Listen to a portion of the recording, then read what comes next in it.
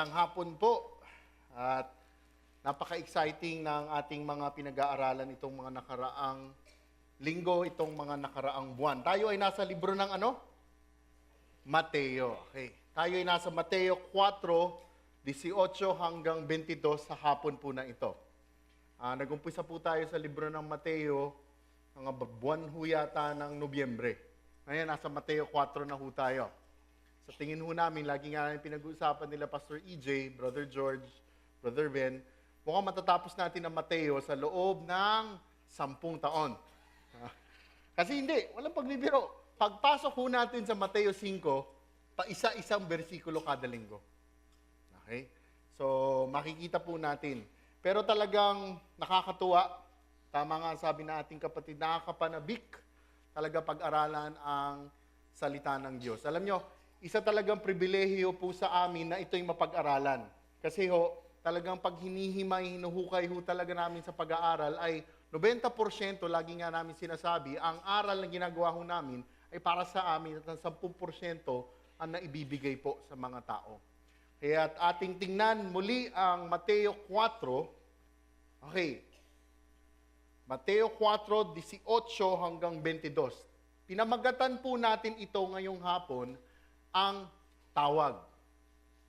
Ang tawag. Kanina nga, ang isang kapatiran natin, tinanong ako kanina sa labas, brother, ano ba yung title nung mensahe?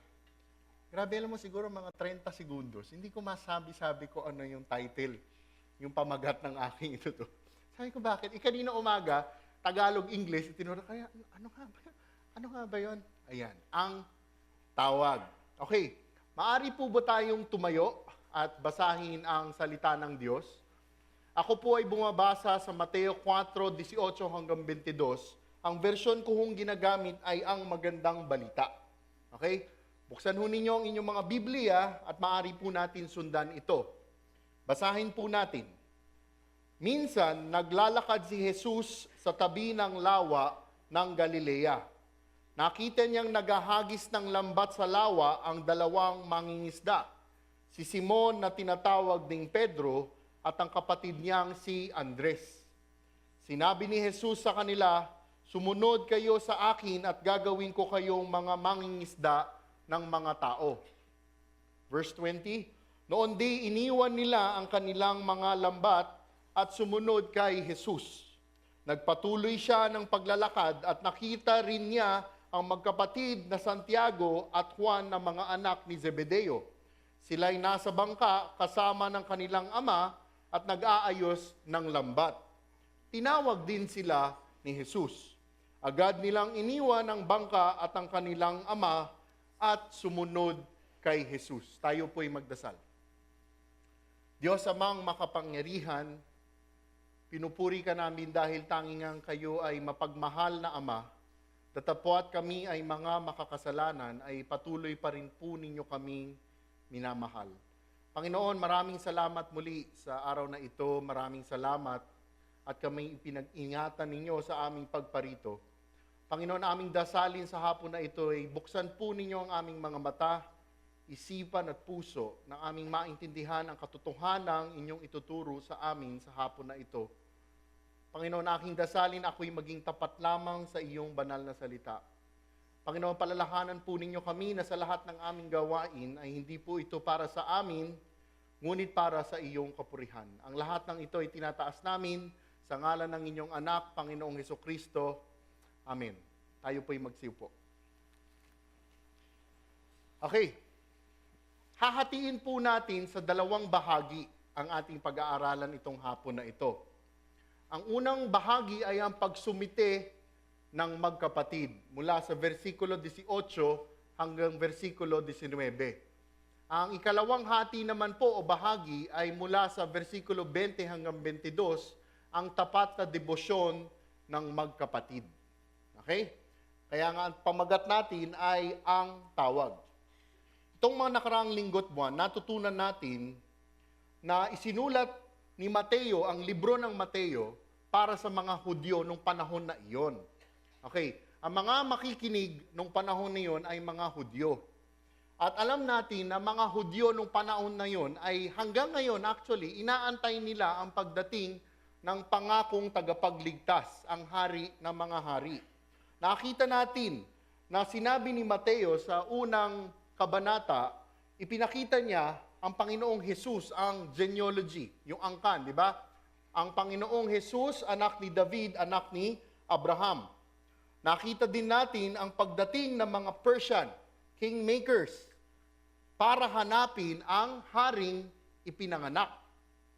Nakita din natin ang paghahanap ng haring Herodes, the Great, sa haring Kristo dahil sa kagustuhan niya itong siyang patayin dahil nabagabag ang haring Herodes. Napag-aralan din po natin ang propesiyang natupad sa pagkapanganak ng Panginoong Jesus. Di ba ho? Yung isang kabanata, nakita natin ang iba't ibang propesiya ang natupad sa pagkapanganak ng Panginoong Jesus. Ano pa ho? Nakita din po natin ang pag-anunsyo ng pagdating ng Panginoong Jesus nang ito ay sinabi ni Juan Bautista. Di ba, si Juan Bautista ang mensahero na ang nagsasabi, narito na ang hari ng mga hari. At nakita din natin kung paano napagtagumpayan ng Panginoong Jesus ang mga pagsubok, panunukso ng diablo sa Kanya. At itong nakaraang linggo, nakita naman natin ang umpisa ng ministeryo ng Panginoong Hesukristo. At ngayong araw naman pong ito, dahilan nga ang Panginoong Hesukristo, ang hari ng mga hari, ay makikita naman natin ang kanyang pagtawag at pagpili sa magiging mga kasama niya sa ministeryo. Kung tawagin nga sa English, mga partners niya. Dahil siya ay hari ng mga hari, mayroon ho siyang kasamahan, mayroon ho siyang mga ministrong magiging makakasama. Makikita ho natin, pag binasa natin ang bagong tipan, mayroon tayong nakasulat at kaalaman ukol sa 7 tinawag na disipulo ng Panginoong Hesukristo. Sa 12, 7 po ang alam natin kung paano tinawag. Maigi at maingat po niyang pinili ang kanyang magiging mga kasama sa ministeryo. At bakit niya ba tinawag ang mga kasamahang ito? Para lang ba may makakasama siya? Para lang ba mayroon siyang mga alalay? Para lang ba siya magkaroon ng mga tinatawag natin sa panahon ngayong mga Howie Boys? Hindi ho. Hindi ho yan ang kanyang dahilan. Ang kanyang dahilan ay para ang mga ito ay kanyang turuan at maipadala para ikalat ang magandang balita. Pinabagatan nga po natin ngayong hapon na ito ang tawag. Anong tawag ang inyong natanggap kaya itong mga nakaraang araw? Anong mga tawag? Isang tawag mula ba sa iyong minamahal sa buhay? Maaaring isang minamahal mo sa buhay sa ibang bansa o sa probinsya? Isa bang tawag mula sa iyong boss o kamanggagawa? O kaya tawag mula sa eskwelahan ng anak mo? Alam mo, ito yung pinakaayoko. Yung may biglang tatawag o magte-text, no? Kinakabahan ako. Buti na lang pag may nagte-text, announcement lang pala ng eskwela. Pero pag nakikita ko yung pangalan ng eskwela, naku, bakit kaya tumatawag? Ano kaya tawag? Kaya sa nagdidisipulo sa iyo. Dahil gusto kanyang paalalahanan sa isang Bible study na iyong a-attendan. O kaya tawag mula sa isang pastor o church leader po ninyo. Ngayong araw ay makikita natin at mapag-aaralan natin ang isang tawag mula kay Kristo. Okay, bago tayo pumunta doon, di ba sa mga cellphone ho natin, ano tawag doon sa call na pag hindi mo nasagot? Miss call. Okay? Ano tawag doon sa mga tawag na nasagot mo pagkatapos na? Let's say, binaba mo na. Recent call, di ba? Recent call. Ano tawag doon sa call na sinasakyan mo? Tricycle, bicycle, oh, di ba? Okay, sige. Sabi ko na nga ba, ayoko magpatawa eh. Ay, himayin na ho natin. Umpisahan ho natin ang pagsumite ng magkapatid. Mula sa verse 18, minsan naglalakad si Jesus sa tabi ng lawa ng Galilea. Nakita niyang naghahagis ng lambat sa lawa ang 2 mangingisda, si Simon na tinawag ding Pedro at ang kanyang kapatid na si Andres. Natutunan natin na nung nakaraang aral na ang Panginoong Hesukristo ay may bago ng headquarters. Di ba ho ba? Di ba? Napunta siya sa isang lugar, then sa Nazareth, and then lumipat siya sa Capernaum. Nandito ho yung kwento na ating pag-aaralan. Ito ho yung bagong headquarters na pamamalagian ng Panginoong Hesukristo. Si Jesus ay naglalakad sa tabi ng lawa ng Galilea. Sa Mateo, pag tiningnan natin sa English, ang tawag dito, Sea of Galilee. Pero sa libro ng Lucas, dahil nga maliit po ang Sea of Galilee, ang tawag ni Lucas dito ay maliit na lawa. Tingnan natin kung gaano siya kalaki. Sinukat ng mga tao ang laki ng lawa ng Galilea. Ito'y may sukat na 7.5 milya sa pinakamalawak niyang lugar. Kung sa kilometro ho, mga 4.5 kilometro. At ang haba naman nito ay mga 13.5 milya. Kung sa kilometro naman ay mga 9.5 kilometro. So, 9.5 kilometro ang haba at 4.5 kilometro ang kanyang lawak. Kung aking ang iniisip, parang mas malaki pa ang Laguna Lake. No? Ganon lamang kaliit ang lawa ng Galilea. Ito ay 118 pie mababa sa karagatan. 618 feet below sea level. So kung ito ang dagat, ganito kababa ang lawa ng Galilea. At makikita ho naman natin, ito ay hindi bilog. Ito ay hugis oval. Hugis itlog po. Malawak sa itaas at kumikitid naman sa bandang baba. At ang kapansin-pansin sa lugar nito, ang lugar ng Galilea, kaya tinawag na Galilee ito sa English, kasi circle. Okay? Circle po siya. Ang lupain sa tabi po nito ay sobrang taba. Na pag nagtanim ay talagang kahit hindi ka magsasaka, hindi ka magaling, mapapalaki mo ang tanim mo rito. At hindi lang po yung lupa sa gilid nito ang mataba, ngunit pati yung loob ng lawa, napakaraming isda. Sobrang ganda ho talaga dito. Nung panahon na yon, ganito katindi, ganun kaganda talaga yung lugar na yon. Bakit? Sa paligid ng lawa ng Galilea, mayroon hong siyam na mga syudad, siyam na bayan. Ganon kadami ang nakatira ho dito. Ang Laguna Lake, may mga ilang bayan na nakapaligid. Dito sa lawa ng Galilea, siyam na bayan. Ngunit noong 1930, no, isa na lang ho ang naiwan. At ito ang bayan ng Tiberias. Hanggang sa panahon ngayon, ay nandun pa rin ho yung bayan ng Tiberias. Makikita po natin, sinabi nga nung historian na Josephus, no, ganito karami ang tao dito. Sa liit ng lawa na yon, mayroong mga 240 mga bangka ang makikita mo rito. Datapwat siya'y maliit, napakadaming mga nangingisda at mangingisda. Bakit natin makikita ang sinasabi ko yan? Makikita natin mamaya sa aral. Si Simon na tinawag ding Pedro at ang kanyang kapatid na si Andres ang nakita ng Panginoong Hesukristo. Tandaan ho natin, pag binasa natin ito, ang pagkikita po dito ng Panginoong Hesus at nila Pedro at nila Andres ay hindi ang unang pagkakataon na sila ay nagkita.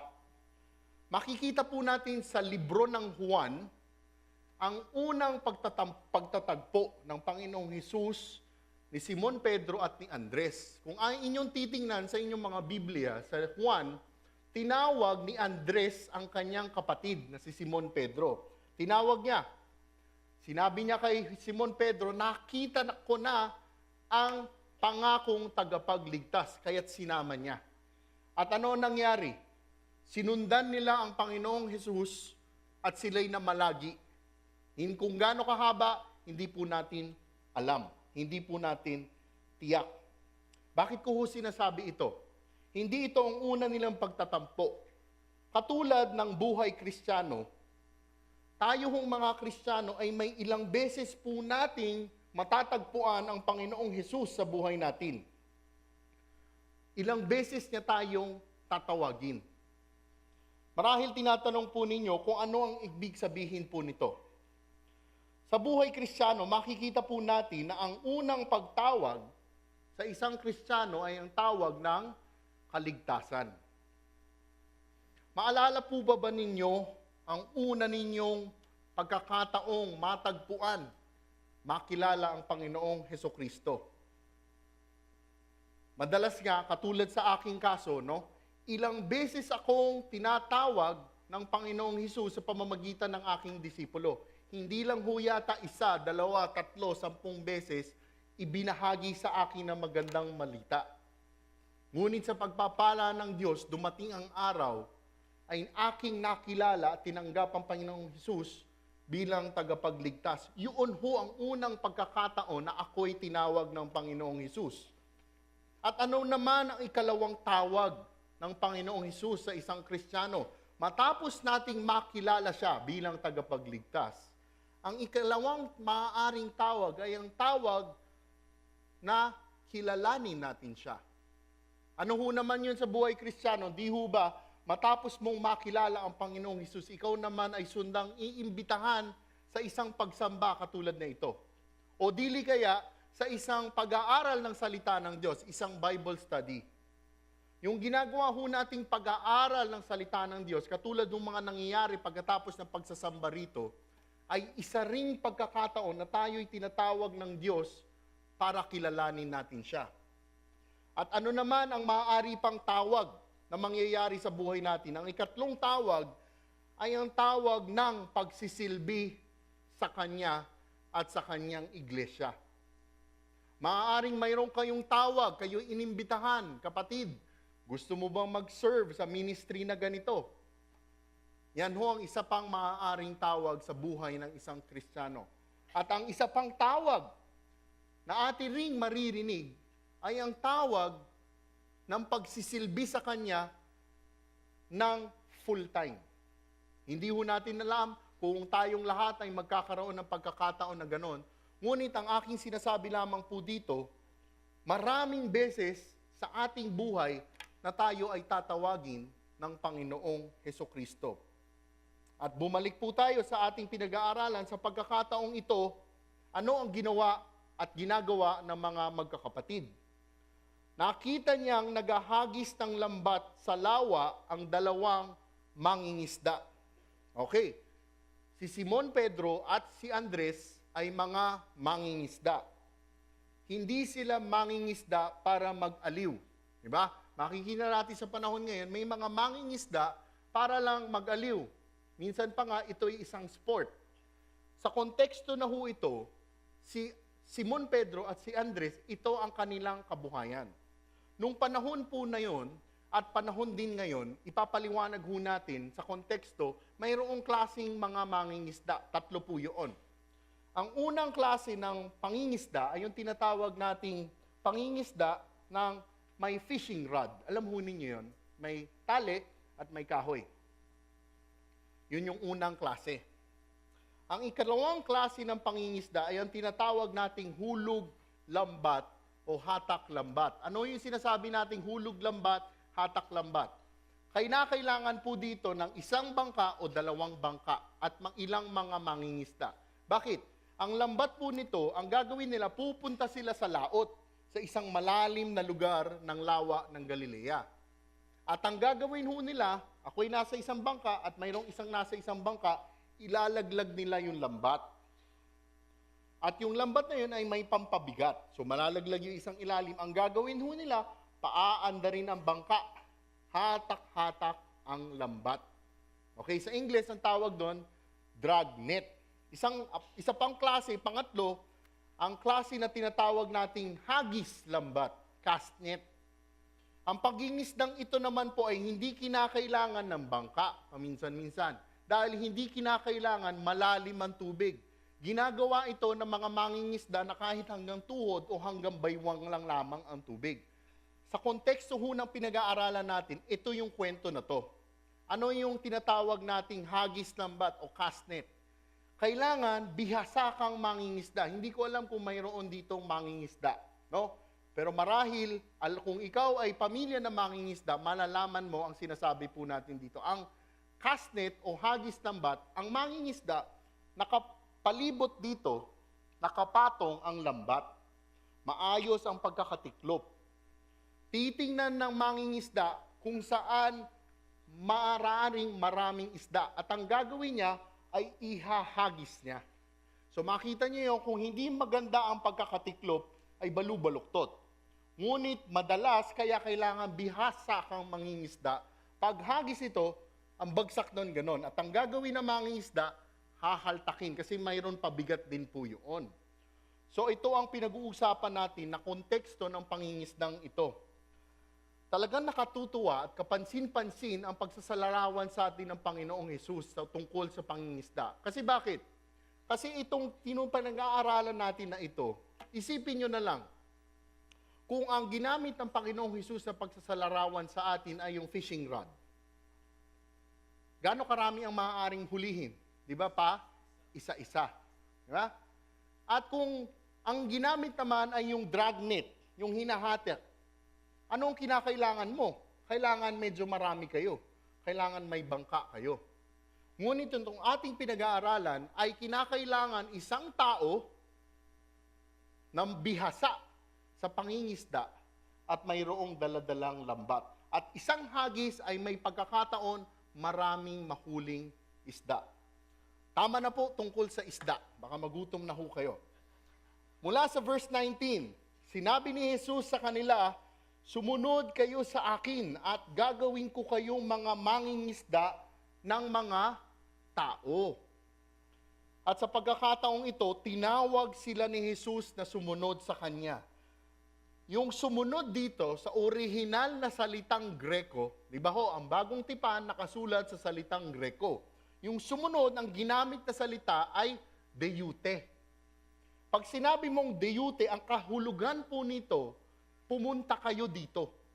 Ito ay isang utos mula sa Panginoong Hesukristo. Di ba, nung 2 linggong nakaraan, pinag-aralan natin, di ba, tinawag din ni Kristo ang ilang mga gustong sumunod sa Kanya, hindi ho ginamit yung salitang deute doon.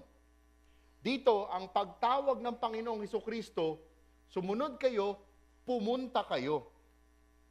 Makikita ho natin dito na tunay ang Diyos ang tumatawag sa atin. Nakalagay nga sa Juan 15:16, we did not choose Him, but He chose us.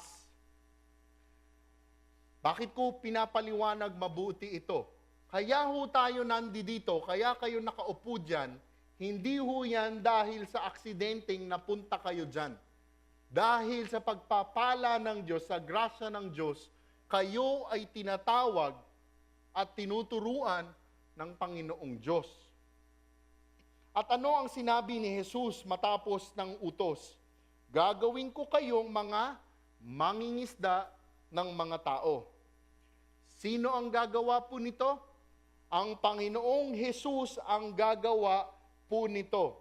Hindi po ang ibang tao, hindi po ang kapitbahay nyo, ang gagawa po nito ay ang Panginoong Hesukristo. Ang Panginoong Jesus ang magtuturo sa kanila, ang magtuturo sa atin. Ang Panginoong Jesus ang magsasanay po sa kanila, ang magsasanay po sa atin. Ito ay isang pangako ng Panginoong Jesus na sila ay gagawin niyang mga mangingisda ng tao. Ginawa po ito ni Jesus sa kanyang mga disipulo sa loob ng 3 taon, 24 na oras, 7 araw sa isang linggo po. Kanya silang tinuruan, kanya silang tinutukan. Parehong pangako ang ibinibigay sa atin ng Panginoong Jesus. Tayo'y kanyang gagawing mga mangingisda ng tao. At ano nga ang nangyari pagkatapos po na ito? Verse 20, noon di iniwan nila ang kanilang mga lambat at sumunod kay Jesus. Eutheos, agarang iniwan. Pag binasa ho natin ang salita ng Diyos, kahit anong tingin nyo dyan, himayin ninyo, wala pong nakalagay na ang magkapatid na ito ay nakipagdiskusyon sa Panginoong Jesus. Hindi nga sila nagdiskusyon sa isa't isa. Hindi nga sila tumawa na kung pwede bukas na lang o kaya sa 1 linggo na lang o kaya tsaka na lang. Hindi nila sinabing paano ang mga lambat at isda ko. Noon di iniwan nila ang kanilang mga lambat, ang kanilang kabuhayan, at sumunod sila kay Jesus. Hindi po katulad nung pinag-aralan nating 2 linggong nakaraan, na isang tao na inimbitahan ng Panginoong Jesus, na nakasurat sa libro ng Lucas at Mateo rin po, na nagsabing, hayaan mo muna akong ilibing ang aking ama bago ako susunod sa inyo. Di ba ho? Napag-aralan natin ang konteksto, ang sinasabi ng taong nagbigay ng dahilan ay antayin ko munang makuha ang mana ko. Kakaiba ho ang ginawa ng 2 magkapatid na ito. Kaya nga't iniwan nga nila at sila ay sumunod kay Jesus. Ito ho ang unang prinsipyo. Ang Kristiyano ay agarang susunod sa tawag ni Kristo.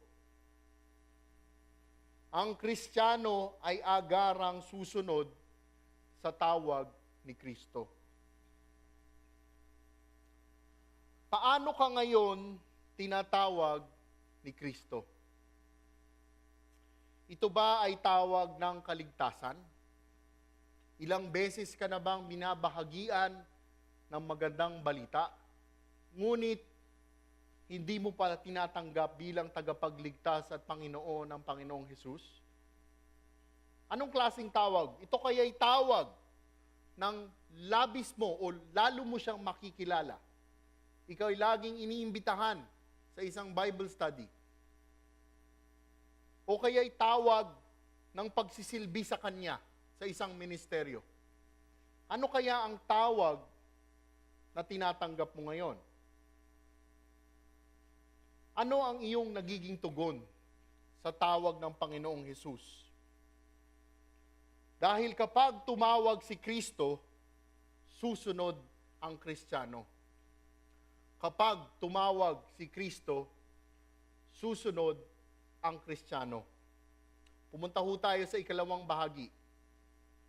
Ang debosyon ng magkapatid. Verse 21, nagpatuloy siya sa paglalakad at nakita rin niya ang magkapatid na Santiago at Juan na mga anak ni Zebedeo. Sila'y nasa bangka kasama ng kanilang ama at nag-aayos ng lambat. Tinawag din sila ni Jesus. Matapos tawagin ni Jesus si Simon Pedro at si Andres, na sumunod na nga si Pedro at si Andres, ay nakita niya ang 2 pang magkapatid. Si Santiago at Juan na mga anak ni Zebedeo. Okay, isang paglilinaw. Ang Santiago pong nabanggit dito ay iba sa Santiago na sumulat sa Bagong Tipan. Okay ho? Ano ang Santiago sa English? James. Okay, alam mo talagang banal kayong lahat, no? Kasi nung bago akong Kristiyano, hinahanap ko sa Tagalog yung James. Kala ko James eh. No? Santiago pala. Okay. Yung Santiago pong nabanggit dito ay hindi yung Santiago nasa mga Biblia ho natin. Malalaman nyo na itong Santiago na ito, laging nakadikit yung pangalan sa pangalan niya na kapatid ni Juan. Okay? Mayroon tayong isang pagkakaalam sa Santiago na to. Siya ang pinatay ni Herod Agrippa I na nakasulat sa Gawa 12 verse 2. Okay? Siya yung pinatay ni Herod Agrippa I. Ito ho yung Santiago ang tinutukoy dito. At sino ang kanilang kasama? Si Zebedeo, ang kanilang ama. Makikita natin na si Zebedeo ay isang Hebreo dahil nga po sa pangalan niya. Si Juan po namang ito na tinutukoy dito ay ang dating disipulo ni Juan Bautista. Okay, onting paglilinaw lang ho. Si Juan Bautista ay iba kay Juan na apostol at Juan na sumulat ng libro ni Juan. Okay ho? Huwag niyo hong paghahaluin yung dalawa na yon. Iba si Juan Bautista sa Juan na apostol. At ang Juan na tinutukoy po dito ay dating disipulo ni Juan Bautista. Kung babasahin niyo yung libro ni Juan, makikita natin kasama ni Juan Bautista si Juan. At itinuro ni Juan Bautista ang kordero ng Diyos ng kanyang itinuro ang ginawa ni Juan Apostol, sumunod sa Panginoong Jesus. Makikita rin natin sa salita ng Diyos, ang Juan na ito ang tinutukoy sa English na John the Beloved. Juan na minamahal ni Kristo. At ano ang kanilang ginagawa? Sila'y nasa bangka kasama ang kanilang ama. Di po lamang ang magkapatid ang nasa bangka. Hindi katulad ni Pedro at ni Andres na silang dalawa nandun. Dito, kasama ng dalawang magkapatid na ito, si Zebedeo na kanilang ama. At pagbabasahin natin ang libro ng Lucas, makikita natin na hindi lamang ang kanilang ama ang kasama nila. Kasama pa nila yung mga kamanggagawa nila. Sabi nga ng ibang komentaryo, si Juan Bautista ay hindi basta-bastang mangingisda. Kasi di ba iisipin natin kung mangingisda, mahirap. Di ba ganun ang kontekstong iniisip natin? Hindi. Maaaring itong sila Juan na ito ang kanilang family business, negosyo nilang pamilya. Kaya't nandoon din pati ang kanilang ama. Kasama nila ang kanilang ama at ang iba nilang kamanggagawa. Anong ginagawa? Sila ay nag-aayos ng lambat. Kung kayo po ay mangingisda nung panahon noon at maging sa panahon ngayon, kung hindi kayo nangingisda, meron pa kayong isang gagawin sa pagitan ng inyong pangingisda. Ano po ang gagawin ninyo? Aayusin po ninyo ang inyong lambat. Sa version nga ng English, they were mending their nets. Kasi ano ang ginagawa nila at bakit nila kailangan ayusin ang kanilang lambat? Paminsan-minsan, nagkakaproblema ang kanilang pangingisda. Pag hinagis nila ang kanilang lambat, ang nangyayari minsan sumasabit sa bato, sa kahoy, o maging sa ibang mga isda. At ang nangyayari, nasisira ang kanilang lambat.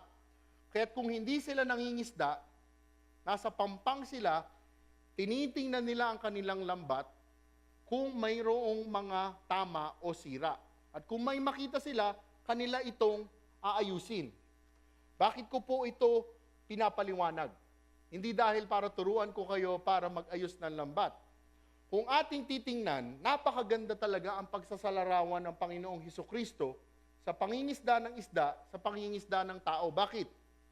Kung tayo ay hindi nagkakalat, nagbabalita ng Ebanghelyo, hindi nagba-Bible study, ano po ang ginagawa ng isang Kristiyano? Di ho ba nag-aayos din tayo ng lambat? Paano tayo nag-aayos ng lambat? Itong ginagawa natin ngayon dito ay isang pag-aayos ng lambat. Pinag-aaralan natin ang salita ng Diyos.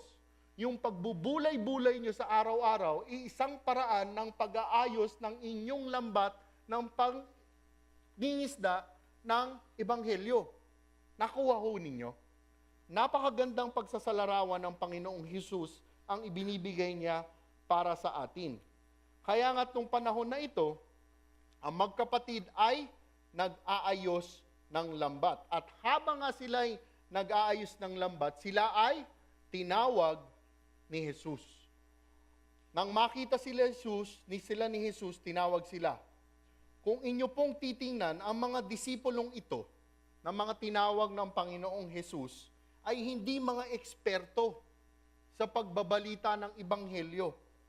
Nais ko po munang linawin, baka kasi ang iniisip natin, si Simon Pedro, si Andres, si Juan, at si Santiago, ay mga bihasang nag-aral ng salita ng Diyos noong panahon na yon.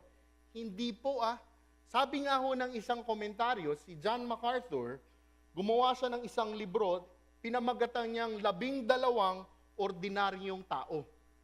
Kasi baka iisipin nyo, yung mga tinawag ng Panginoong Hesus, grabe siguro mga eksperto yan. Kaya sila ang tinawag. Tingnan ho natin mamaya na itong mga taong ito ay katulad natin mga taong Kristiyano ngayon. Itong mga magiging disipulong ito na magiging apostol ng Panginoong Hesus ay mga ordinaryong tao. Datapwat sila ay mga ordinaryong tao, sila ay pinili, sila ay tinawag para turuan ng Panginoong Hesukristo. Kung ating iisipin, baka iisipin kasi natin itong mga mangingisdang ito ay lalamya-lamya. Hindi po.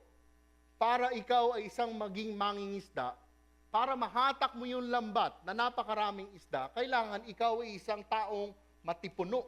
Baka nga maskulado pa ang mga ito. Matitipuno ang mga taong ito.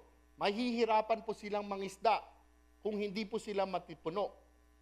Sila ay matipuno, ngunit sila ay mga taong hirap umintindi ng mga bagay na espiritual.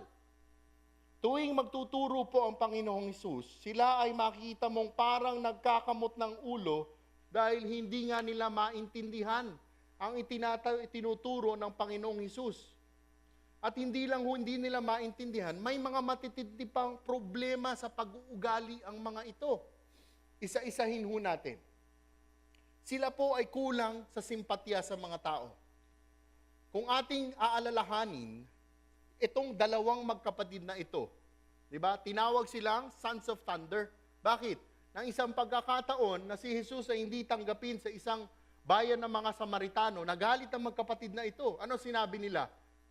Lord, gusto mo tumawag kaming apoy? Barbecuehin natin itong mga to. Nakita nyo, wala silang simpatya.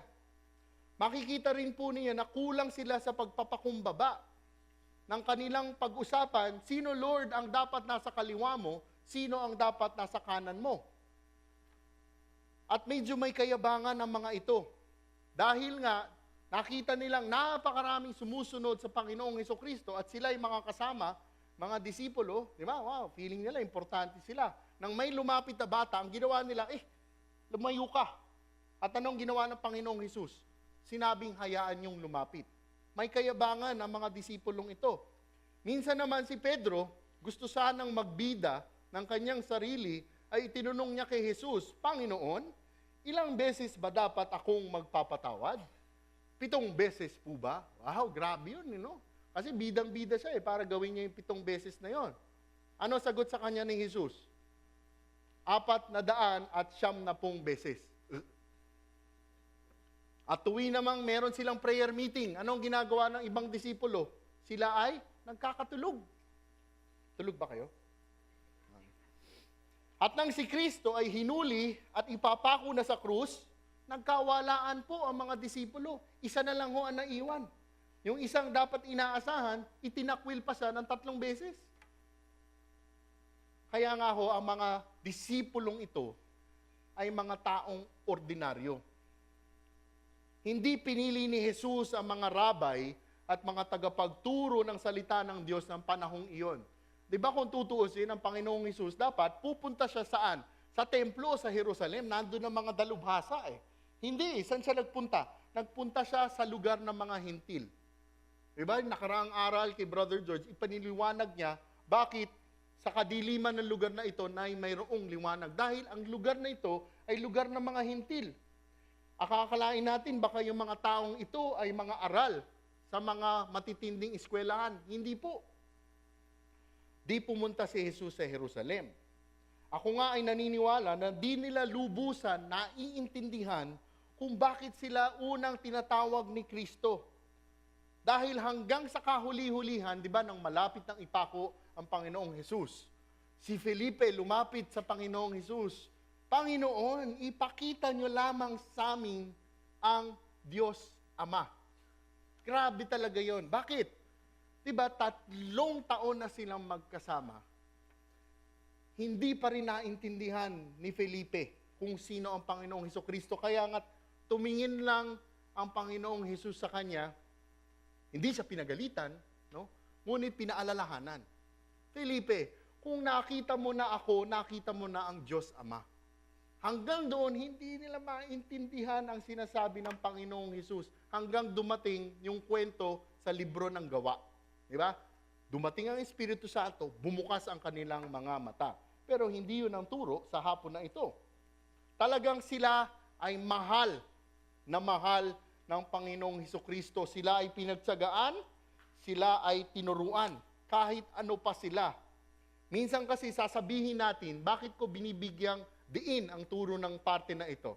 Minsan kasi sasabihin natin sa sarili natin at sa ibang kasamahan natin, sayang kung talagang bihasa lang ako. ay makapagtuturo din ako.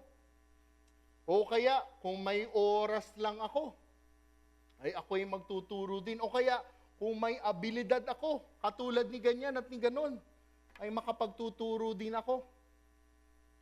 Alam po ninyo, ang Panginoon ay di tinitingnan ang panlabas. Ang kanyang tinitingnan ay ang puso. Di ho ba parang si Moses, siya'y kinukomisyonan ng Panginoong Diyos. Sabi ni Moses, Lord, bakit ako? Utal ako eh. Ngunit siya ang ginamit ng Panginoong Diyos. Di ho ba't di si David? Matapos ipakita ang ilang kapatid, sinabi ng propeta, hindi siya. Eh paano yun? Wala nang iba. Ay, oo nga pala, may isa pa. Pero bata at tagapastol. Yun ang tawagin mo, si David. Kaya nga ho, wag nating iisipin na ang kinakailangan ay ang abilidad natin. Ang kinakailangan na sinabi nga ay yung availability natin. Not your ability, but your availability. Verse 22, agad nilang iniwan ang bangka at ang kanilang ama at sumunod kay Jesus. Muli nating nakita na di sila nagdalawang isip. Di sila nagdahilan. Di lang po nila iniwan ang kanilang bangka at ang kanilang kabuhayan. Iniwan din nila ang kanilang ama. Wow! Di po ito tulad ulit ng isang tao sa kwento sa Lucas na nagsabing susunod siya, ngunit hayaan lamang siyang magpaalam sa kanyang mga kasambahay. Hayaan mo munang magbabay ako sa kanila. Ang magkapatid na ito ay agad iniwan ang kanilang kabuhayan at ang kanilang ama. Isa pa din kapansin-pansin dito na walang nakasulat na sila ay pinigilan ng kanilang ama. Ngunit wala din namang nakasulat na sila ay lantarang sinuportahan ng kanilang ama. Marahil hindi po yan ang aral na dapat nating matutunan sa araw na ito. Ang aral po dito ay kung tayo ay tatawagin, tayo ay susunod. Ito ho ang prinsipyo. Ang mga Kristiyano ay di magdadalawang isip sa pagsunod sa tawag ni Kristo. Ang mga Kristiyano ay di magdadalawang isip sa pagsunod sa tawag ni Kristo. Ano ang mga maaaring mga dahilan ang ibinibigay mo ngayon sa di mo pagsunod sa tawag ni Kristo? Ano ang mga dahilan? Ano ang nagiging hadlang sa iyo ngayon kung bakit di mo makilala at matanggap ang Panginoong Hesukristo bilang Panginoon at tagapagligtas? Dahil ba mayroon kang di mabitiwang kasalanan na iyong kinagigiliwan? Maaari itong isang relasyon na di ka nais-nais. O dahil ba sa isang kasalanang patuloy mong kinagigiliwan, dapat nga na ito iyong bitawan? Ano ngayon ang nagiging hadlang sa iyo para ikaw ay lubusang makilala ang Panginoong Hesukristo? Ano ang pumipigil sa iyo? Ano ang nagiging argumento mo? Ano ang nagiging dahilan mo kung bakit hindi ka makasama sa mga Bible studying iniimbitahan ka? Dahil ba wala kang oras? Wala kang panahon? At ano kaya ang nagiging hadlang na hindi ka makapagsilbi sa kanyang ministeryo at sa kanyang simbahan? Ano kaya ang mga dahilan? Ano ang maaari mong dasalin ngayon, kapatid, upang makasunod ka sa tawag niya ng walang pagdadalawang isip? Dahil nga kapag tumawag si Kristo, susunod ang Kristiyano. Kapag tumawag si Kristo, susunod ang Kristiyano. Ikaw ba ay isa ng mangingisda ng tao? Tinawag ka na ba ni Kristo? Anong tawag ba ang sinasabi ni Kristo para sa iyo ngayon? Alam po ninyo, ang kinakailangan sa pangingisda ng isda ay pareho sa pangingisda ng tao. ating tingnan. Bakit kamo? Una, kung ikaw ay mangingisda, kinakailangan ikaw ay mahaba ang pasensya. Dahil kung wala kang pasensya, hindi ka maaaring mangisda. Ang mga mangingisda ay napakaseryoso, napakapasensyoso, dahil nga napakahabang panahon ang inyong gugugulin sa pangingisda. Kahit kung minsan ay napakahabang oras na ang inilalaan mo. Parang pagbabalita ng ebanghelyo ng isang Kristiyano. Talagang kinakailangan sa pagpapala ng Diyos, ikaw ay matyaga. Matyaga sa pagbabalita, matyaga sa pag-aaral ng salita. At kung ikaw ay di matyaga, sa una pa lang ay titigil ka na. Ang mga mangingisda ay napakapursigido. Bakit kamo? Kung minsan ay di maganda ang kanilang huli ng isda. O kung gayon minsan, wala nga silang nahuhuli. Ngunit maya-maya lang, sila ay babalik sa pangingisda muli. Dahil nga kung sila ay titigil, ay walang mangyayari. Ganon din sa ating mga Kristiyano. Kailangan sa pagpapala ng Diyos, tayo ay porsigido. Ito, paborito ko. Ang mangingisda ay matatapang. Bakit kamo? Isipin na lang ninyo, sa gitna ng napakalawak na karagatan, sila ay nakasakay sa isang maliit na bangka na kung minsan ay wala pang katig. Alam mo ninyo yung katig? Diba? Yung bangka, mayroong mga parang balancer sa gilid yung katig, no? Sobrang bilib na bilib talaga ako sa mga mangingisda na yung bangka nila walang katig, yung nagaganon lang sila, no? Kasi minsan ako nanggaling Batangas papuntang Mindoro, kasi ano yan hindi pa nga yun talagang bukas na dagat, no? Pero dagat na dagat yun. Talagang ang kapit ko ron, no? Sa bangka. No? Pag hinatak mo ako pababa, makikita mo nakabakat yung kamay ko doon sa bangka. Ang mga mangingisda ay talagang sobrang tapang. Gayon din sa mga Kristiyanong nagbabalita ng Ebanghelyo.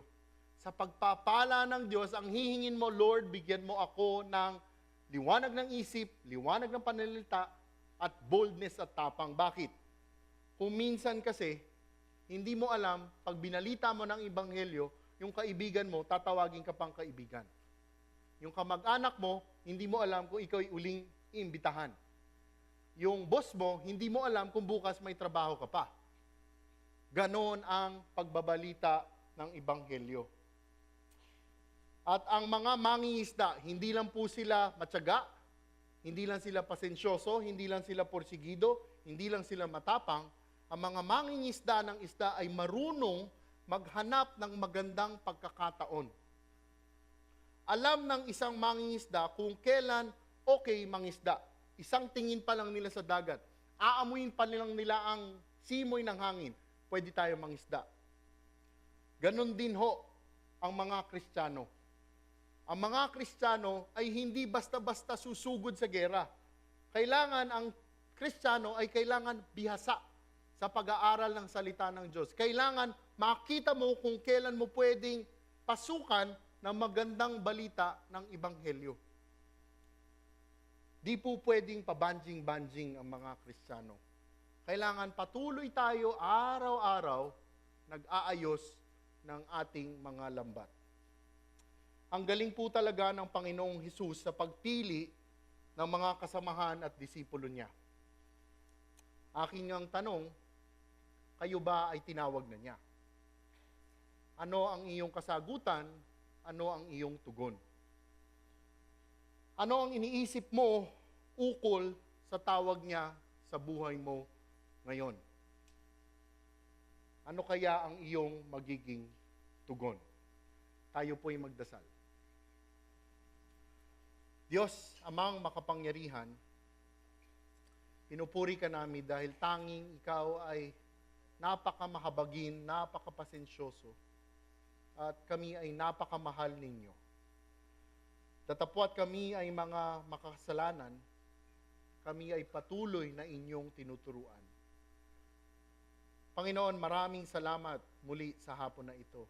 Maraming salamat, Panginoon, sa pagpapala at grasyang pagtawag po ninyo sa amin. Panginoon, aming dasalin na sa mga susunod na oras, araw at linggo, na sa mga tawag po ninyo sa amin, aming dasalin na ang aming tugon sa inyo ay oo, susunod po ako. Dahil Panginoon, alam po namin sa sarili naming kakayahan ay hindi po namin magagawa ito. Panginoon, aming dasalin na hindi lang po kami ang inyong tawagin, ngunit pati ang mga mahal namin sa buhay na hindi pa nakakilala sa inyo. Aming dasalin, Panginoon, na kami maging tapat lamang sa inyo at sa inyong banal na salita. Pag-ingatan po ninyo kami at gabayan po ninyo kami sa hapon na ito. Ang lahat na ito ay tinataas namin sa ngalan ng inyong anak, Panginoong Hesukristo. Amen. Palakpakan po natin ang Panginoon.